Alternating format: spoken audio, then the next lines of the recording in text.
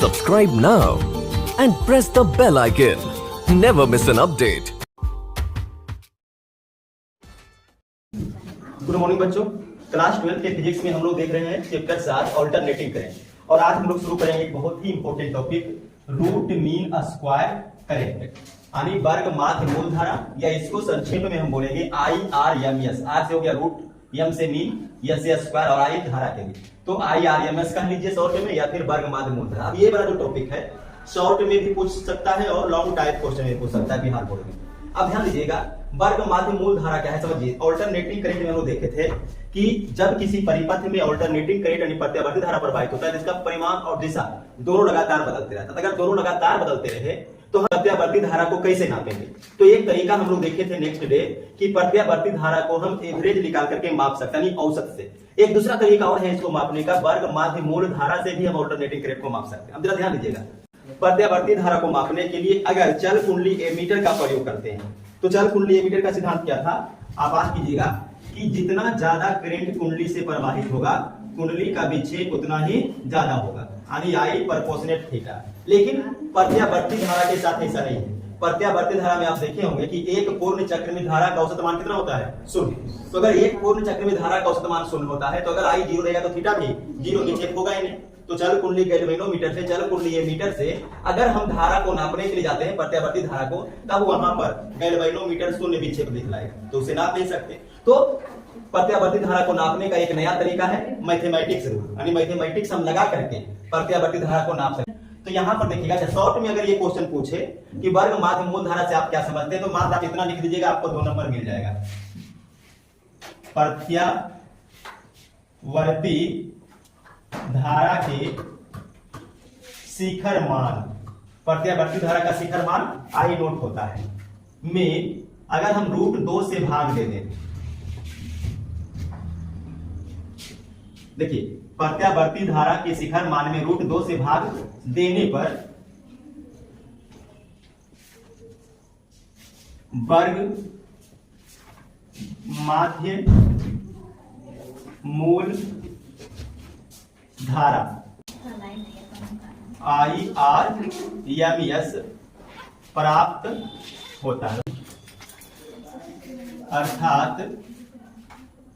IRMS equal to I naught upon √2। देखिए, अगर short type question में पूछेगा वर्ग माध्य मूल धारा से क्या समझते हैं, तो प्रत्यावर्ती धारा का जो शिखर मान है आई नोट, उसी में √2 से अगर हम भाग देंगे तो हमको क्या मिलेगा, वर्ग माध्य मूल धारा IRMS मिलेगा। इतना लिख लीजिएगा, आपको 2 नंबर मिलेगा। लेकिन अगर ये 5 नंबर में पूछता है, तो आपको ये प्रूव करना पड़ेगा कि IRMS equal to I naught बटा √2 होता है, ये आता है एक्सप्रेशन।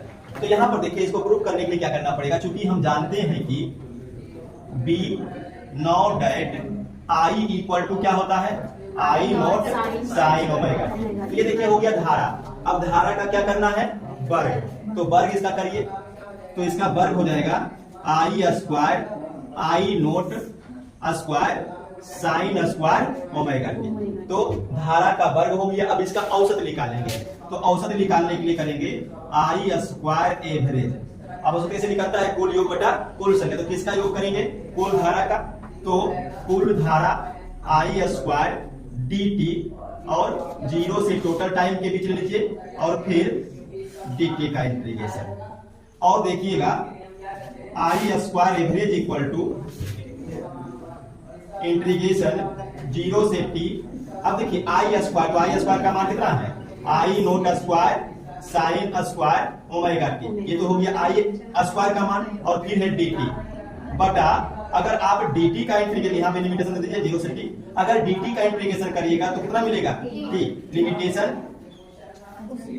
t और 0। और देखिएगा I square average equal to, इसमें आई नोट धारा का शिखर मान वो कांस्टेंट है। जैसे अगर हम देखें, हमारे घर में जो एसी करंट आता है उसका मैक्सिमम मान 5 एम्पियर होता है, तो वो क्या है, आई नोट कांस्टेंट है। क्या है, कांस्टेंट। तो आई नोट को हम बाहर निकाल सकते हैं, तो आई नोट का स्क्वायर बाहर निकल जाएगा, और बचेगा क्या, तो इंटीग्रेशन 0 से t sign square omega t into dt।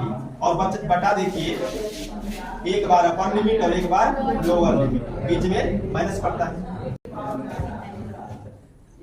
उस उसके बाद देखिएगा I square average equal to I naught का स्क्वायर और बटा में कितना है देखिए टी, तो बटा में टी यहीं पर लिख लेते हैं और इंटीग्रेशन बचेगा 0 से t sine square omega t into d t. और ध्यान दीजिएगा I square average equal to I naught का स्क्वायर बटा टी। अब यहां पर एक चीज देखिए, थोड़ा सा त्रिकोणमिति लगाइएगा यहां पर कॉस स्क्वायर ओमेगा टी। अब देखिए ओमेगा टी वास्तव में क्या है, तो ओमेगा टी एंगल है। क्या है? एंगल। देखिए ओमेगा इक्वल टू होता है थीटा बटा टी, तो theta equal to omega T, तो थीटा क्या है? एंगल है, तो हम इसको साइन स्क्वायर थीटा ही मान लें। अब देखिए एक फॉर्मूला आप लोग बढ़ी होंगे, cos 2a याद रखिएगा, cos 2a इक्वल टू होता है 1 माइनस 2 साइन स्क्वायर। और देखिए अगर इसको इधर लाते हैं तो 2 sine square a equal to 1, इसको इधर ले जाएंगे तो माइनस cos 2a और sine square a equal to 1 minus cos 2a बटा 2। अब ये वाला वैल्यू साइन स्क्वायर a यहां पर कितना होगा? 1 माइनस cos 2 और a, तो a की जगह पर कौन है देखिए? ओमेगा टी और बटा 2, तो ये हो गया पूरा साइन स्क्वायर ओमेगा टी का मान, जहां a की जगह पर हम लोग ओमेगा टी को ले लिए और इनटू क्या है? डी टी और लिमिटेशन 0 से लेकर के टी तक। और देखिएगा I square average equal to I naught का स्क्वायर बटा टी। अब ध्यान दीजिएगा अगर हम यहाँ पर इंटीग्रेशन करते तो 2 कांस्टेंट है, 2 का इंटीग्रेशन होगा नहीं, 2 को बाहर निकाल लीजिए तो 2 बाहर निकल जाएगा। अब इंटीग्रेशन किसका होगा देखिए? 1 गुना डी टी, तो डी टी और 0 से टी, फिर माइनस इंटीग्रेशन होगा 0 से t cos 2 omega t into d t, तो यहाँ पर डबल इंटीग्रेशन हो गया 1 डी टी और cos 2 omega t into d t. और देखिएगा I square average equal to I naught square बटा 2 टी। अब देखो डी टी का इंटीग्रेशन टी डायरेक्ट कर देते हैं, वो टी माइनस 0 करके टी ही आएगा माइनस। अब यहाँ पर देखिएगा एक formula, integration cos a x बराबर 1 बटा a साइन a x, तो हो जाएगा माइनस 1 बटा a। अब देखिए a हम किसको माने हैं? ओमेगा टी को, तो ओहो गलती हो गया।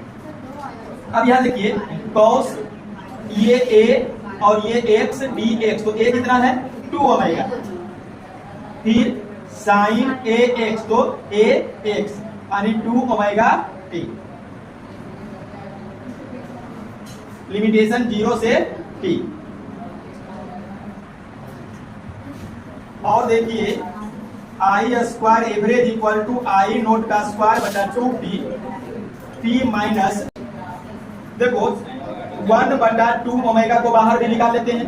अगर बाहर निकालेंगे और upper limit lower limit change कीजिए तो साइन 2 ओमेगा टी, टी के बदले अपर लिमिट कैपिटल टी, फिर बीच में माइनस पड़ता है साइन 2 ओमेगा और टी के बदले लोअर लिमिट 0।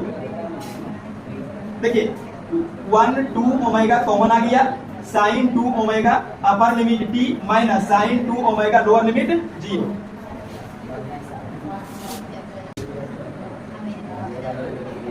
और देखिएगा I average equal to I naught का स्क्वायर बटा 2 टी इंटू टी माइनस, अब यहां पर ध्यान दीजिएगा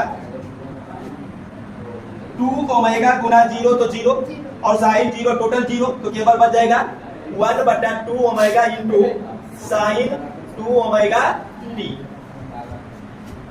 और देखिएगा I square average equal to I naught का स्क्वायर बटा 2 t into t minus 1 by 2 omega, या ऐसा करिए ओमेगा को चेंज कर दीजिए। देखिए ओमेगा इक्वल टू भी आपको बता रहे थे थीटा बटा टाइम, तो अगर हम टाइम को कैपिटल टी कर दें, कैपिटल टी क्या है? एक पूर्ण चक्र में लगा हुआ समय, तो जब एक पूर्ण चक्र लगेगा तो थीटा कितना बन जाएगा? 2 पाई, तो ओमेगा इक्वल टू हो जाएगा 2 पाई बाई टी, 2 और फिर ओमेगा का मान 2 पाई बाई टी। यहाँ देखिए साइन 2 ओमेगा का मान 2 पाई बाई टी और फिर इंटू टी है। अब इसको कैंसिल कर दीजिए। उसके बाद देखिए और देखिए I square average equal to I naught का स्क्वायर बटा 2t into t minus 1 by 2 into 2 pi by t. अब यहां ध्यान दीजिएगा साइन 2 इंटू 2 पाई, साइन में 2 के साथ मतलब देखिए साइन